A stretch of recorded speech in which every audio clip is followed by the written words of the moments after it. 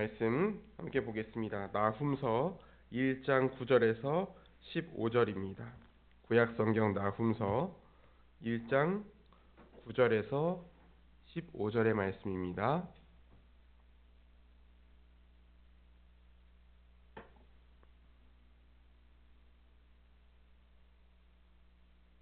말씀을 교독하겠습니다. 9절부터 읽겠습니다. 너희는 여호와께 대하여 무엇을 꾀하느냐? 그가 온전히 멸하시리니 재난이 다시 일어나지 아니하리라.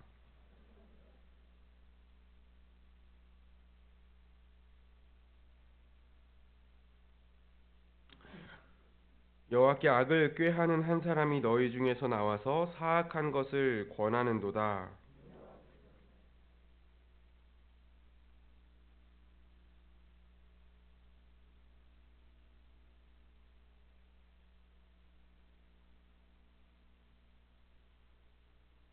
이제 내게 지은 그의 멍에를 내가 깨뜨리고 내 결박을 끊으리라.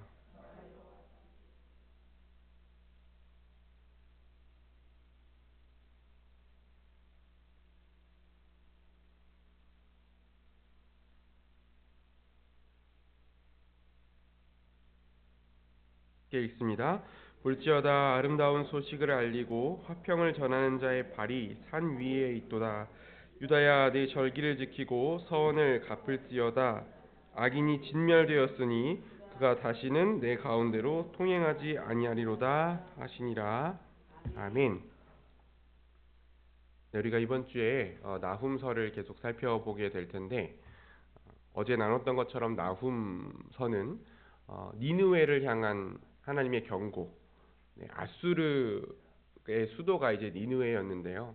그 아수르 제국에 대한 심판을 하나님께서 경고하신 내용을 담고 있어요. 그래서 오늘 읽은 말씀도 이제 어제 읽은 말씀과 이어지고요.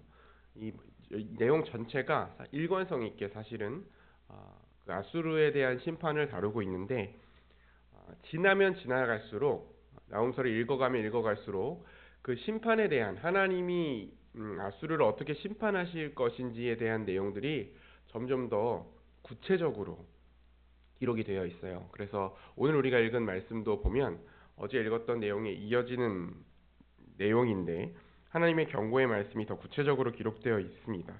9절을 보면 우리가 처음 읽었던 9절을 보면 너희는 여호와께 대하여 무엇을 꾀하느냐? 그가 온전히 멸하시리니 재난이 다시 일어나지 아니하리라 이렇게 기록되어 있잖아요.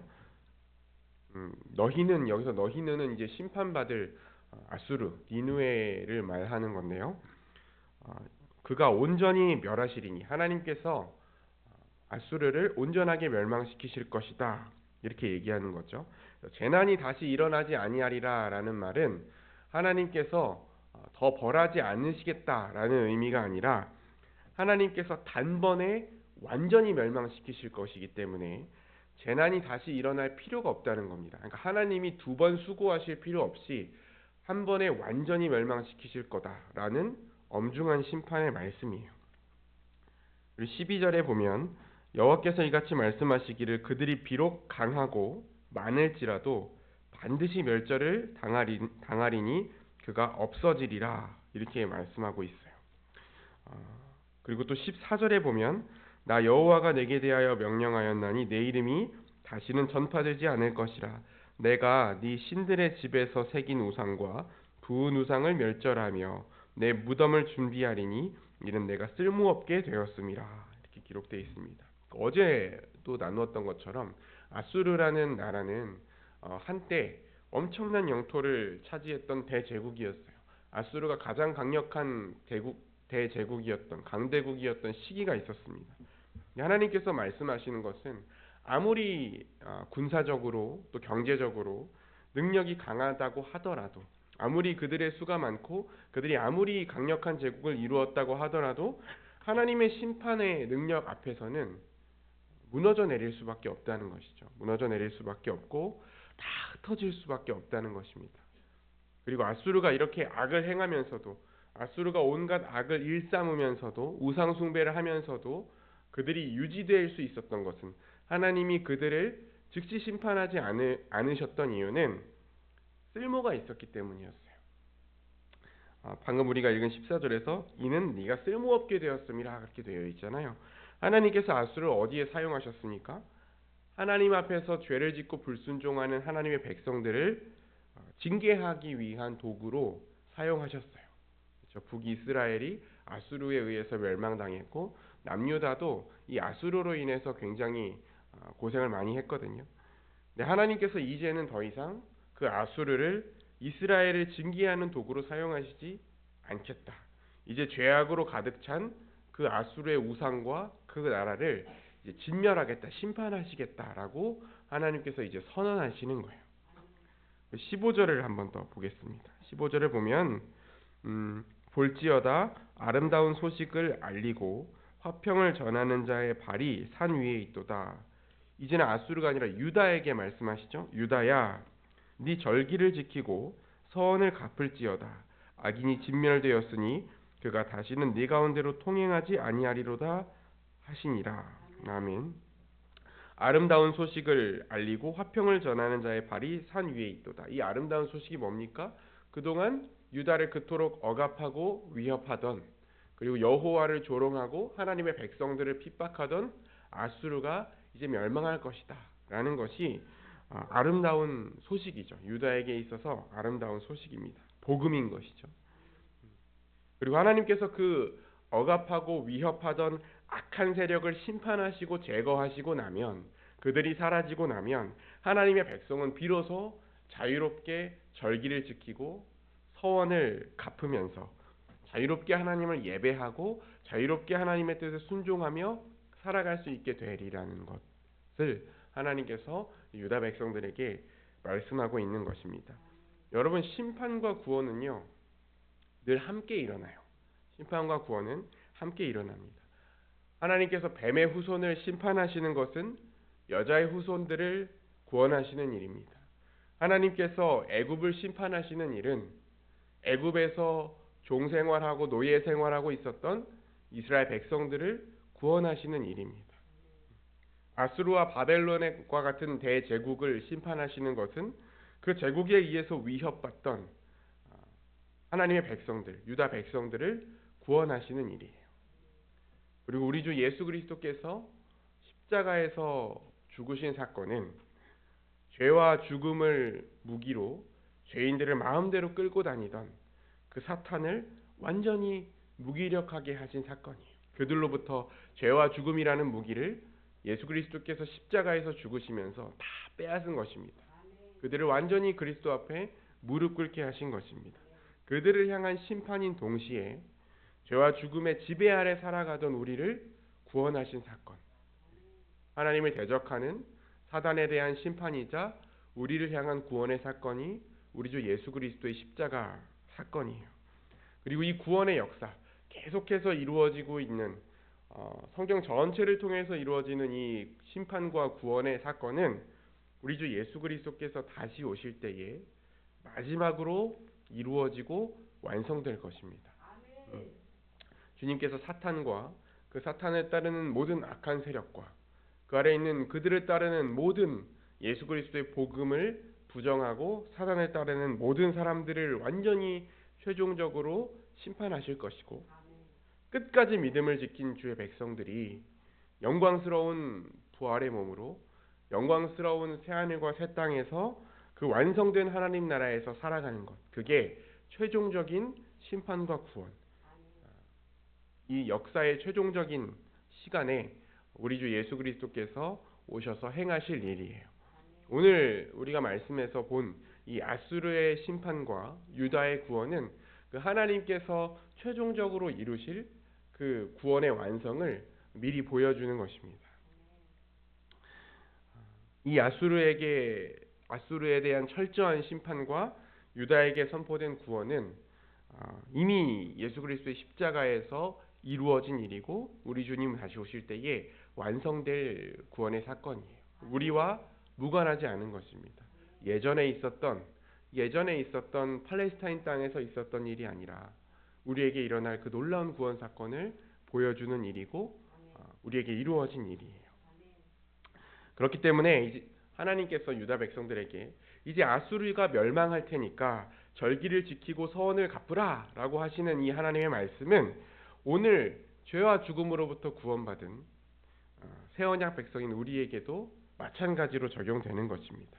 이제 너희들이 죄와 죽음으로부터 구원받았으니 이제 더 이상 너희들이 음부의 세력이 이길 수 없는 주님의 교회가 되었으니 이제 너희도 마음껏 주님을 예배하고 자유롭게 즐겁게 주님의 뜻에 순종하면서 살아가라 라고 우리에게 명령하시는 거예요. 우리에게 말씀하시고 우리에게 위로하시는 것입니다.